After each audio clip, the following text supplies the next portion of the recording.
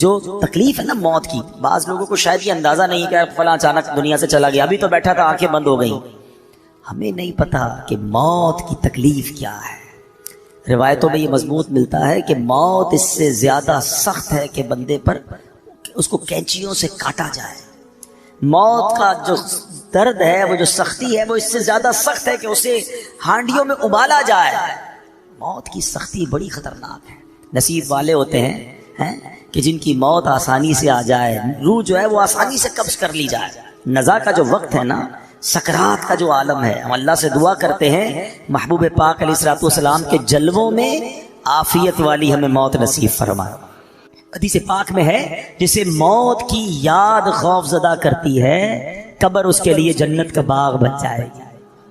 ہاں، اکیلے میں بھی یاد کر کے آنسو بہایا کرو، موت کو یاد کیا کرو، کیونکہ یہ جو خوف ہے نا، یہ قبر کے عذاب سے بچا لے گا، یہ قبر کے خوف سے بچا لے گا. جو ادھر بے خوف ہے، کہیں ایسا نہ ہو قبر میں خوف زدہ ہو جائے، قبر میں عذاب میں گرفتار ہو جائے. بارگاہ رسالت میں عرض کی گئی، یا رسول اللہ صلی اللہ علیہ وسلم، کیا کسی کو شہداء کے ساتھ بھی اٹھایا جائے گا؟ کیسا سوال ہے، شہید کا کیا مرتبہ ہے؟ آقا نے فرمایا ہاں، اس کو جو دن رات میں 20 مرتبہ موت کو یاد کرتا. یہ ترغیب ہے. ایسے نہیں دعوت اسلامی والے موت کی بات کرتے، تو حدیثوں میں ہے جو دن میں 20 بار موت کو یاد کرے، فرمایا اس کو شہیدوں کے ساتھ اٹھایا جائے. حضرت انس بن مالک رضی اللہ عنہ سے روایت ہے، سرکار دو عالم صلی اللہ علیہ وسلم نے فرمایا موت کو کثرت سے یاد کیا کرو، کیونکہ وہ گناہوں کو زائل کرتی ہے اور دنیا سے بے رغبتی پیدا کرتی ہے. حضرت سفیان ثوری فرماتے ہیں ہمیں ایک بزرگ نے یہ بات بتائی کہ حضور انور صلی اللہ تعالی علیہ وسلم نے ایک شخص کو وصیت کی کہ تم موت کو کثرت سے یاد کیا کرو، وہ تمہیں دوسرے غموں سے آزاد کر دے گی. اور غموں سے بچنا ہے نا تو موت کو یاد کیا کرو. حضرت دقاق رحمت اللہ تعالی فرماتے ہیں جو موت کو کثرت سے یاد کرتا ہے، 3 باتوں کے ذریعے اسے عزت دی جاتی ہے، رسپیکٹ پاتا ہے. غور سے سنو، فرمایا اسے توبہ کی جلد توفیق ملتی ہے. موت یاد ہوگی تو بندہ توبہ کرے گا نا کہ یار مر جاؤں گا، توبہ کر لوں. دوسرا، اسے قناعت کی دولت مل جاتی ہے، تھوڑے پیسوں میں بھی خوش رہتا ہے، زیادہ حل میں مزید نہیں ہوتا کہ یار مرنا ہے اور کیا کروں گا، ورنہ یہ بھی آ جائے وہ بھی آ جائے، اس کا بھی چھین لوں، اس کا بھی لوٹ لوں. وہ قناعت کی توفیق مل جاتی ہے کیونکہ موت یاد ہوتی ہے. تیسری بات فرمائی عبادت میں چستی نصیب ہوتی ہے. فرض پڑھ کر بھاگنے کا جی چاہ رہا ہے، یار آج سنتیں نہیں پڑھتا، یار موت آنے والی ہے، سنتیں پڑھ لے گا. چلو یار اب تو چلو، یار مرنا ہے، نفل اور پڑھ لوں، مغرب ہے تو اوابین پڑھ لوں. تو یہ جو موت یاد ہوگی نا تو عبادت میں چستی نصیب ہوگی. تسبیح نکالے گا تو رکھنے کو جی نہیں چاہے گا، ایک اور پڑھ لیتا ہوں یار، ابھی کبھی بھی مر سکتا ہوں، یہ قبر میں کام آئے گا، قبر میں نور بن جائے گا. تو توبہ آسان، عبادت آسان اگر بندہ موت یاد رکھے. اور فرمایا کہ جو موت کو بھلا دیتا ہے وہ اپوزٹ اس کی 3 باتوں میں گرفتار کر دیا جاتا ہے. توبہ میں تاخیر کرتا ہے، یار بعد میں کر لوں گا، ابھی تو جوانی ہے، ابھی تو شادی بھی نہیں ہوئی ہے، ابھی کیا توبہ کروں، مزے کر لوں پھر اللہ اللہ کروں گا. کیا جوان مرتے نہیں؟ شادی سے پہلے مرتے ہوئے نہیں دیکھا اپنے لوگوں کو؟ کبھی بھی جا سکتے ہیں. پھر فرمایا بقدرے ضرورت رزق پر راضی نہ ہونا، اور پیسے چاہیے اور پیسے چاہیے، کیونکہ موت تو بھول چکا ہے، حرام کماتا ہے، رشوت لیتا ہے، سود لیتا ہے، موت تو یاد ہی نہیں ہے. اور تیسرا فرمایا عبادت میں بھی سستی ہو جاتی ہے، بعد میں پڑھ لوں گا، اگلے جمعے سے نماز پڑھوں گا، رمضان سے نماز پڑھوں گا، اس سے پہلے ہی مر گئے. تو سوچئے موت کو یاد کرنا بہت سارے فائدے لاتا ہے. حضرت کعب الاحبار رحمت اللہ تعالی فرماتے ہیں جو موت کو پہچان لیتا ہے اس پر دنیا کے غم و مصائب آسان ہو جاتے ہیں. اے میرے پیارے اسلامی بھائیوں، امام حسن بصری رحمت اللہ تعالی فرماتے ہیں نبی پاک نے صحابہ کرام سے پوچھا کیا تم سب جنت میں داخل ہونا چاہتے ہو؟ یہی سوال میں آپ سے کر لوں، سارے کہیں گے نا کہ ہم جنت میں جانا چاہتے ہیں.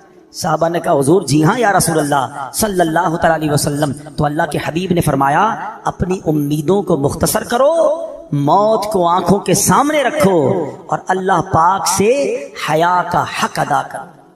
اللہ کرے کہ یہ باتیں ہمیں یاد رہیں، ہم اپنی موت کی تیاری کی کوشش کرتے رہیں اور تیار رہیں. میں ایک مشورہ دیتا ہوں، ہم میں سے کسی کے پاس گارنٹی ہے کہ وہ 1 سال زندہ رہے؟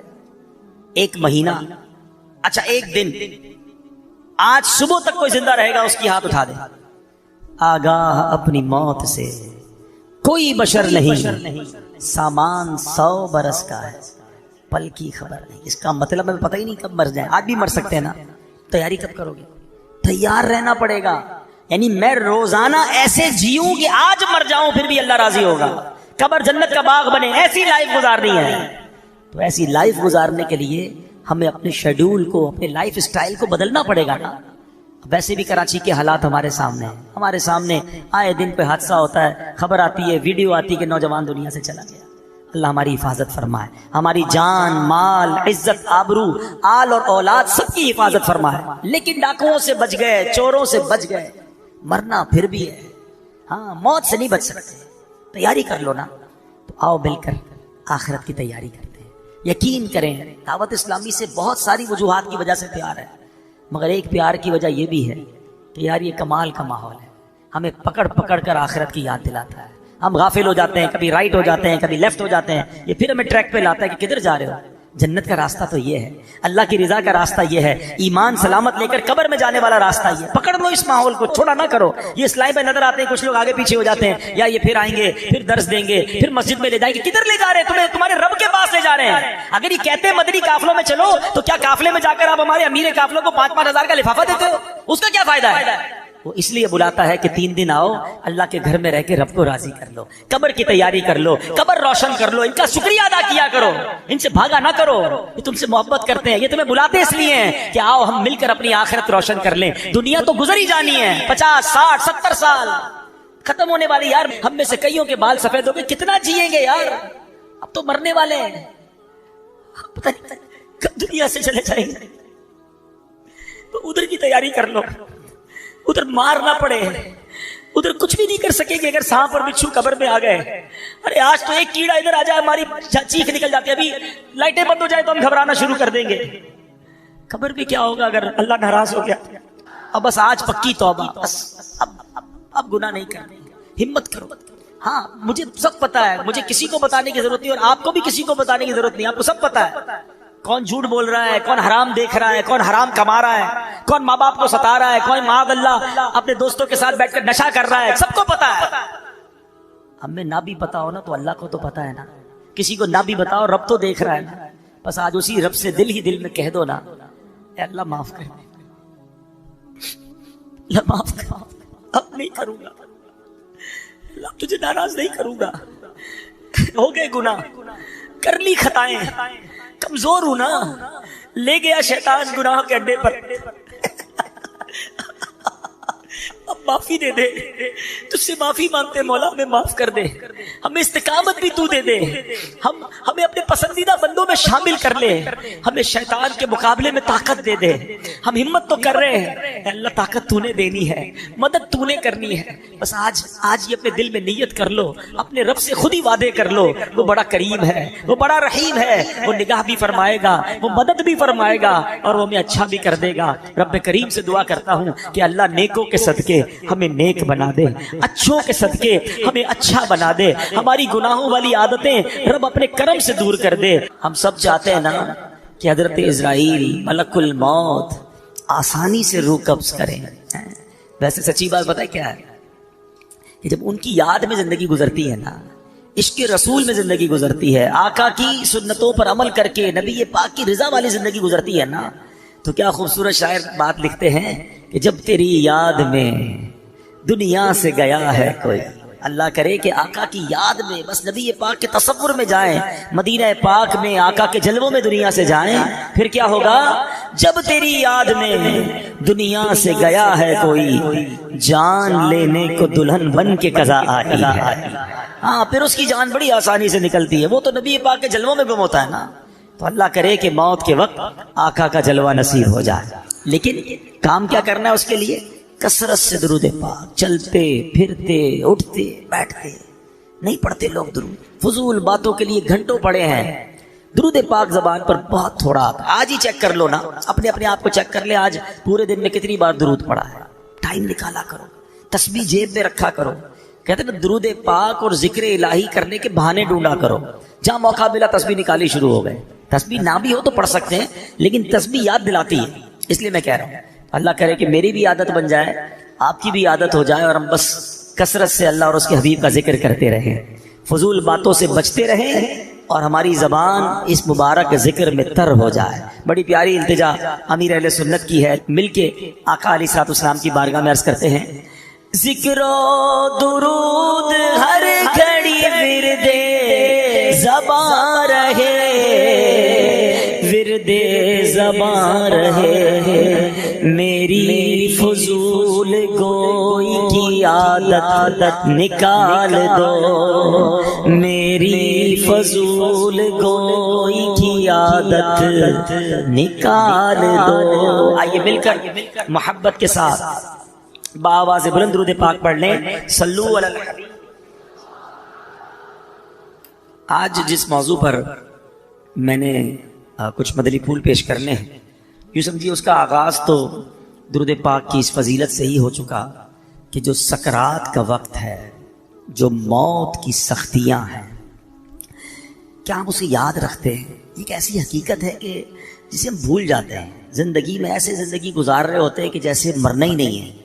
تو آج اسی حقیقت پر کچھ مدنی پھول پیش کروں گا. اللہ کرے کہ فکر آخرت اور آخری جو سفر ہے اس کی تیاری کا ہمارا ذہن بن جائے. حجت الاسلام امام محمد بن محمد غزالی علیہ رحمت اللہ الوالی لکھتے ہیں، بنی اسرائیل میں ایک بڑا مغرور شخص تھا. ایک بند کمرے میں تھا. بڑے لوگ ہوتے ہیں نا، ان کے کمروں میں ہر کسی کو آنے کی اجازت نہیں ہوتی. گارڈز، آگے سیکرٹری، اجازت کے بغیر کوئی نہیں آ سکتا. اور ان کو اس بات پر بعض اوقات بڑا غرور بھی ہوتا ہے، فخر ہوتا ہے کہ میری ٹیریٹری میں کوئی پیر نہیں رکھ سکتا. اچانک کمرے میں ایک شخص داخل ہوا. اس مغرور شخص نے زور سے چلا کر کہا، کون ہو؟ کیسے آ گئے میرے کمرے میں بغیر اجازت؟ تمہیں پتہ نہیں میں کون ہوں؟ میں اس واقعے کا خلاصہ عرض کر رہا ہوں. تمہیں اجازت کس نے دی میرے کمرے میں آنے کی؟ تو کہتا ہے کہ مجھے اس گھر کے مالک نے اجازت دی ہے، اور میں وہ ہوں جسے کوئی روک نہیں سکتا. مجھے بادشاہوں سے بھی اجازت لینے کی ضرورت پڑتی نہیں. مجھے کسی کا دبدبا ڈرا نہیں سکتا، اور نہ ہی مجھ سے کوئی بچ سکتا ہے. اب جب یہ باتیں سنی نا اس مغرور شخص نے، جس کا اسٹائل ہی الگ ہوتا تھا، جو بڑے چلا چلا کر بڑے غصے میں لوگوں سے باتیں کرتا تھا، اب اس کا جو غصہ ہے وہ نیچے آ گیا. اب ہے کون یہ تو بتائیں، کہیں آپ ملک الموت تو نہیں؟ اللہ اکبر. اب حضرت ملک الموت نے کہا، ہاں میں ملک الموت ہوں، مجھے کوئی دروازہ نہیں روک سکتا، مجھے کوئی گارڈ، مجھے کوئی کر و فر کہیں بھی جانے سے نہیں روک سکتا. اب وہ کہتا ہے کہ حضور تھوڑی سی مہلت مل سکتی ہے، اگر آپ میری روح قبض کرنے آئے ہیں تو کچھ دن، کچھ گھنٹے تو دیجئے نا. مجھے تو پتہ ہی نہیں ہے، مجھے کچھ توبہ کرنی ہے، کچھ نیکیاں کرنی ہیں، کچھ نیک اعمال کرنے ہیں. اب ملک الموت نے فرمایا کہ تمہاری سانسیں پوری ہو چکی ہیں، اب تمہارا وقت اینڈ ہو چکا ہے. تو کہا اچھا پھر یہ تو بتائیں، اگر میری روح قبض کریں گے تو مجھے لے کر کہاں جائیں گے؟ تو ملک الموت نے فرمایا، اس مقام پر جہاں تو نے اپنے اعمال بھیجے ہوئے ہیں، جس طرح کے اعمال کیے ادھر لے کے جاؤں گا. کہا حضور میں نے تو نیکیاں نہیں کی، کوئی اچھا گھر بھی تیار نہیں کیا ہے. ملک الموت نے فرمایا کہ پھر تمہیں بھڑکتی آگ کی طرف لے کر جائیں گے، جو تیرا گوشت پوشت نوچ لے گی. یہ کہہ کر ملک الموت نے اس کی روح قبض کر لی. وہ مردہ ہو کر گر پڑا، گھر میں کوہرام مچ گیا، رونا دھونا مچ گیا. اس واقعے کے جو راوی ہیں حضرت یزید رکاشی رحمت اللہ تعالی فرماتے ہیں، اگر ان سوگواروں کو اس کے برے انجام کا پتہ چل جاتا تو اس سے زیادہ رونا دھونا مچاتے. اب میرے پیارے اسلام میں سوچئے، یہ ہمارے ساتھ بھی تو ہونا ہے نا. کبھی دفتر میں بیٹھے ہوں گے، کبھی گھر میں لیٹے ہوں گے، پتہ نہیں کبھی کہاں ہوں گے، اور اچانک ملک الموت آ جائیں گے اور ہماری روح قبض کر لی جائے گی. کوئی چانس نہیں ملے گا. جس کو مرنا ہو کیا وہ ایسے جیتا ہے جیسے ہم جی رہے ہیں؟ وہ شاعر لکھتے ہیں نا، جب اس بزم سے اٹھ گئے دوست اکثر اور اٹھتے چلے جا رہے ہیں برابر. ذرا غور تو کیجئے نا، آپ کے رشتہ داروں میں سے کتنے لوگ چلے گئے، آپ کے پڑوسیوں میں سے کتنے لوگ چلے گئے، ارے آپ کی عمر کے دوستوں میں سے کتنے لوگ چلے گئے. بلکہ میں تو ان لوگوں کو بھی جانتا ہوں کہ جن کی عمر مجھ سے کم تھی، وہ بھی دنیا سے چلے گئے. دھڑا دھڑ لوگ جا رہے ہیں. ہیں؟ جب اس مذہب سے اٹھ گئے دوست اکثر اور اٹھتے چلے جا رہے ہیں برابر، یہ ہر وقت پیش نظر جب ہے منظر، یہاں پر تیرا دل بہلتا ہے کیوں کر، جگہ جی لگانے کی دنیا نہیں ہے، یہ عبرت کی جا ہے تماشا نہیں۔ ہم کیوں نہیں سوچتے کہ ہمیں مرنا ہے؟ ہم کیوں نہیں سوچتے کہ ہمیں دنیا سے جانا ہے اور ادھر جانا ہے، اور ادھر کی ہم تیاری نہیں کرتے؟ حضرت عبداللہ ابن مسعود رضی اللہ عنہ فرماتے ہیں السعید من وعظ بغیرہ، یعنی سعادت مند وہ ہے جو دوسروں سے نصیحت حاصل کرے۔ ہمیں نصیحت حاصل کرنی چاہیے نا کہ یار فلاں کا انتقال ہو گیا، میری باری آنے والی ہے۔ کبھی جنازہ پڑھتے ہوئے، کبھی قبرستان میں مردے کو قبر میں اتارتے ہوئے، کبھی مسجد کا اعلان سنتے ہوئے کہ جناب فلاں کا رضا الہی سے انتقال ہو گیا، ہم کیوں نہیں سوچتے میرا نام بھی اسی اسپیکر سے اعلان ہوگا کہ ان کا بھی رضا الہی سے انتقال ہو گیا ہے۔ دوست احباب گھر والے کچھ دیر آنسو بہائیں گے، کچھ دیر یاد کریں گے، مگر پھر کہیں گے جلدی کرو، جنازے میں دیر نہیں کرنی چاہیے۔ پھر ہمارے گھر سے جنازہ اٹھے گا، وہ بھی نصیب والے ہوتے ہیں جن کا گھر سے جنازہ اٹھتا ہے۔ بعض اوقات تو ایسی جگہ موت آتی ہے کہ لوگوں کو کفن بھی نہیں ملتا ہے، قبر بھی نہیں ملتی ہے۔ اللہ سے دعا کرتے ہیں کہ اللہ عافیت والی موت عطا فرما، کٹنے والی، پھٹنے والی، جلنے والی، ڈوبنے والی موت سے محفوظ فرما، ہے عافیت والی ہو، کلمے والی ہو۔ اللہ کریم ہے نا، میرے رب سے تو مانگ سکتے ہیں نا، ہم اللہ سے مانگتے ہیں کہ مولا ہمیں زندگی بھی شان والی عطا فرما، موت بھی شان والی عطا فرما، ایمان والی عطا فرما، کلمے والی عطا فرما، عبرت والی موت نہ دینا مالک کہ مرنے کے بعد لوگ کہیں کہ دیکھو باتیں تو بڑی بڑی کرتا تھا، اس کی موت کیسی ہوئی ہے۔ اللہ ایسی موت سے ہم سب کو محفوظ فرمائے، برے خاتمے سے بچائے۔ خدایا برے خاتمے سے بچانا، خدایا برے خاتمے سے بچانا، پڑھوں کلمہ جب نکلے دم یا الہی، پڑھوں کلمہ جب نکلے دم یا الہی۔ آج کل تو لوگ قبرستان میں جا کے ہنسی مذاق کر رہے ہوتے ہیں، قبرستان میں جا کر موبائل فون پہ کاروبار چل رہا ہوتا ہے، ادھر میت دفنائی جا رہی ہے، ادھر آپس میں دوست کل کی پلاننگ کر رہے ہوتے ہیں۔ قبرستان عبرت کی جگہ ہے، قبرستان میں ہنسنے والوں کا کیا حال ہوتا ہے، آؤ میں آپ کو ایک واقعہ سناتا ہوں۔ خواجہ خواجگان خواجہ غریب نواز، خواجہ معین الدین چشتی اجمیری، خواجہ غریب نواز نے ایک واقعہ سنایا کہ ایک مرتبہ میں اور شیخ اوحد کرمانی رحمت اللہ تعالی علیہ سفر پر تھے، ہماری ملاقات ایک بوڑھے میاں سے ہوئی۔ وہ بزرگ تھے اور یاد الہی میں انتہائی مشغول تھے۔ کہتے میں نے ایسا بندہ یاد الہی میں مشغول پہلے نہیں دیکھا تھا۔ میں نے ان سے سلام کیا، ہاتھ ملایا تو معلوم ہوا کہ ان کے ہاتھ پر تو گوشت ہی نہیں ہے، اتنا کمزور، اتنے دبلے پتلے تھے۔ تو خواجہ صاحب کہتے ہیں کہ میرے دل میں خیال آیا کہ یہ اتنے کمزور کیوں ہیں۔ اس سے پہلے کہ میں سوال کرتا وہ روشن ضمیر تھے، میرا سوال جان لیا۔ کہتے ہیں کہ میں ایک دن اپنے دوست کے ساتھ قبرستان گیا، تھوڑی دیر ہم قبر کے پاس بیٹھ گئے، آپس میں باتیں ہونے لگی جیسے دوستوں میں باتیں ہوتی ہیں۔ کہتے اتفاقاً ایسی بات ہوئی کہ مجھ سے کہا لگ گیا، زور سے ہنس پڑا۔ اسی وقت قبر سے آواز آئی، اے غافل، جس کو ایسا مقام درپیش ہو اسے ہنسی سے کیا کام۔ کہتے جو ہی میں نے وہ آواز سنی میں اٹھ کھڑا ہوا، جو دوست میرے ساتھ تھا میں نے اسے الوداع کہا، مسجد میں آ گیا، بیٹھ گیا، مجھ پر ہیبت طاری ہو گئی، قبر سے آواز آئی تھی نا۔ کہتے میں قبرستان میں ہنسا، مجھ پر ایسی غفلت آ گئی کہ میں قبر کے پاس جا کر ہنسنے لگا۔ کہتے مجھے اتنی شرمندگی محسوس ہوئی، وہ دن ہے اور آج کا دن ہے، 40 سال ہو گئے میں نے شرم کے مارے آسمان کی طرف منہ نہیں کیا ہے، اور میں اس بات سے ڈر رہا ہوں کہ قیامت کے روز اللہ کی بارگاہ میں کیسے منہ دکھاؤں گا، کیا منہ لے کر جاؤں گا۔ ایک صحابی رسول آئے، عرض کرتے ہیں حضور مجھے آخرت اور موت سے محبت نہیں، گھبراہٹ ہوتی ہے، اس کا ذکر کرنے میں مجھے مزہ نہیں آتا، دل نہیں لگتا آخرت کی بات کرنے میں۔ شاید ہم سارے ایسے ہی ہیں، جب بھی موت اور قبر کی بات کرو گھبراہٹ شروع ہو جاتی ہے۔ کیا شاندار جواب دیا نبی پاک نے۔ حدیث پاک کا خلاصہ پیش کر رہا ہوں، فرمایا بندے کا دل ادھر لگتا ہے جدھر اس کا مال ہو، تم اپنا مال آگے بھیج دو تمہارا دل بھی آخرت میں لگنا شروع ہو جائے گا۔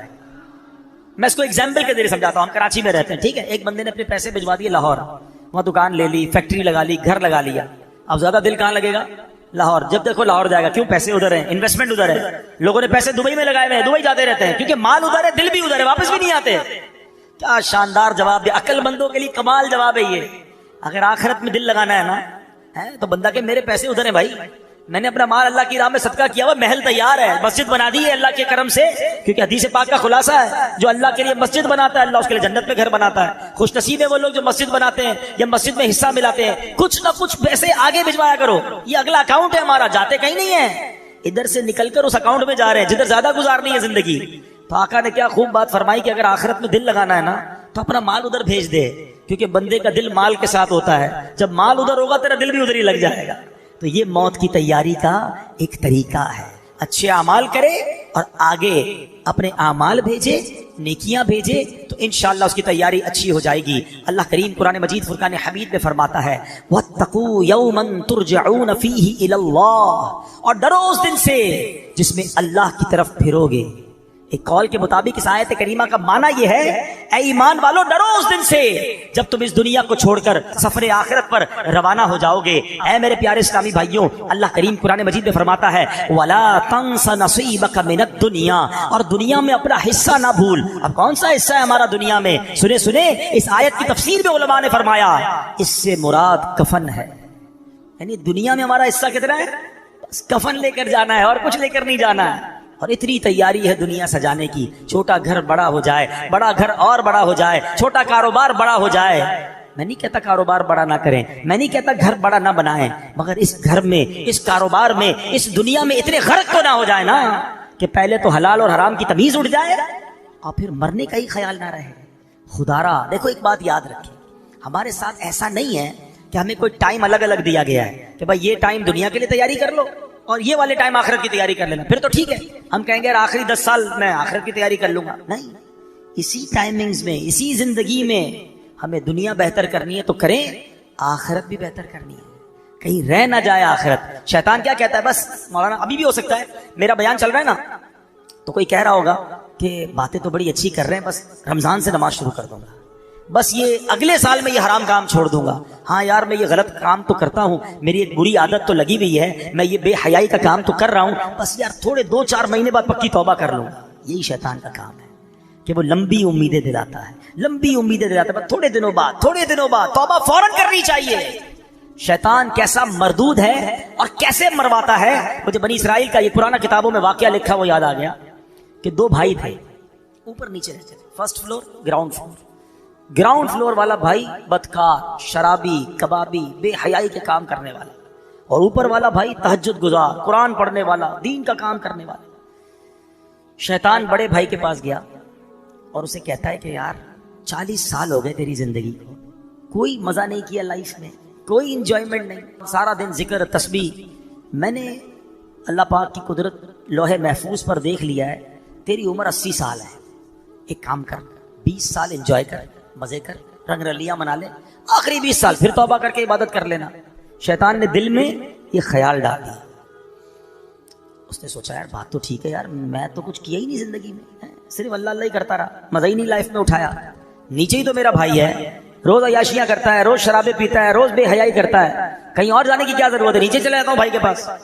وہ اللہ کی کرنی دیکھو کہ جو نیچے والا بھائی تھا اس کے دل میں خیال آیا کہ یار کب تک گناہ کرے گا, اتنی شرابیں, اتنی بے حیائیاں, اتنی بدکاریاں, مرنا نہیں تجھے, توبہ کر.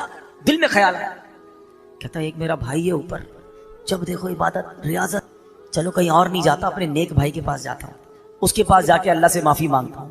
اللہ کی کرنی دیکھیں, یہ گناہگار اپنے کمرے سے نکلتا ہے اوپر جانے کے لیے, اور وہ نیک اپنے کمرے سے نکلتا ہے نیچے آنے کے لیے. جب وہ سیڑھی پہ آتا ہے نا اوپر والا, اس کا پیر پھسلتا ہے, لڑکتا ہوا نیچے والے بھائی پہ گرتا ہے, دونوں بھائی نیچے گرتے ہیں, دونوں کا انتقال ہو جاتا ہے. اب پتہ ہے فیصلہ کیا ہوتا ہے, اوپر والا گناہ کے لیے چل پڑا تھا, نافرمانی کے لیے چل پڑا تھا, فرمایا اس کی نیکیاں برباد کر دی جاتی ہیں, اور یہ گناہگار توبہ کے لیے چل پڑا تھا, اللہ سے دوستی کرنے چل پڑا تھا, شرمندگی تھی دل میں, فرمایا یہ چلنا جو ہے اس کا اللہ کی بارگاہ میں ایسا قبول ہوا, اس کے سارے گناہ معاف کر دیے جاتے ہیں. ہائے ہائے ہائے, یہ ہے میرے رب کی رحمت. ہم کتنے ہی گناہگار کیوں نہ ہو, چل تو پڑو یار, तौबा के रास्ते पे चल पड़ो ना, उसे राजी करने के रास्ते पे चल पड़ो यार। कब तक सोचते रहेंगे, कब तक नमाजें कज़ा करते रहेंगे, कब तक झूठ बोलते रहेंगे, कब तक हराम कमाते रहोगे, कब तक माँ बाप को सताते रहोगे, कब तक जुआ खेलते रहेंगे, कब तक शराब और बेहयाई के काम करते रहोगे। है मेरे इस्लामी भाई, बड़ा करीब है, यकीन करो बड़ा करीब है। हम वाकई गुनाहगार हैं। कभी कभी जब अपने गुनाहों पर नजर जाती है ना तो बड़ा शर्म आती है, बनेगा क्या। इतनी बेहयाइयां और ऐसी बेगैरती है कि दुनिया देखे तो गुनाह नहीं करते हैं, रब देख रहा होता है अकेले में हम गुनाह कर जाते हैं। ये ख्याल क्यों नहीं आता कि अल्लाह देख रहा है, ये ख्याल क्यों नहीं आता कि मुझे मरकर अल्लाह की बारगाह में जाना है, लोगों ने क्या बिगाड़ना है मेरा। यही बात तो आला हजरत ने समझाई है ना कि जिसने सजा देनी है उसके गुनाह करते हुए शर्म नहीं आती, लोग देखते इसकी शर्म आती है। फरमाते हैं ना, छुप के लोगों से किए जिसके गुनाह, छुप के लोगों से किए जिसके गुनाह, वो खबरदार है क्या होना, वो तो खबरदार है, उसे तो पता है।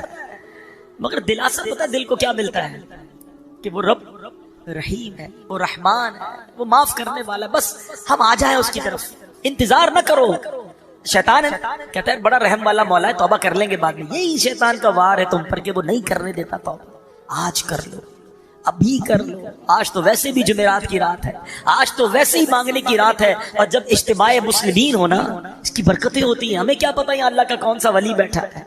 आज दुआ होगी, किसकी आमीन का हाथ उठेगा और किसके सदके हमारी भी तौबा कबूल हो जाएगी। तो बस अब प्यारे इस्लाम भाई चल पड़ो, बस अब हिम्मत कर जाओ। बहुत हो गई गुनाह, बड़ी हो गई नाफरमानियां, उसे राजी करना है और तौबा कर लो। और उसकी तौबा इतनी कमाल की, उसकी बारगाह में रहमत इतनी बड़ी है कि तौबा करने वाले से वो बड़ा खुश होता है, सारे पिछले गुनाह मुआफ कर देता है। हदीस पाक में है, अत्ताइबु मिनज़ ज़म्बि कमल्ला ज़म्बला, गुनाहों से तौबा करने वाला ऐसा है जैसा उसने गुनाह किया ही नहीं।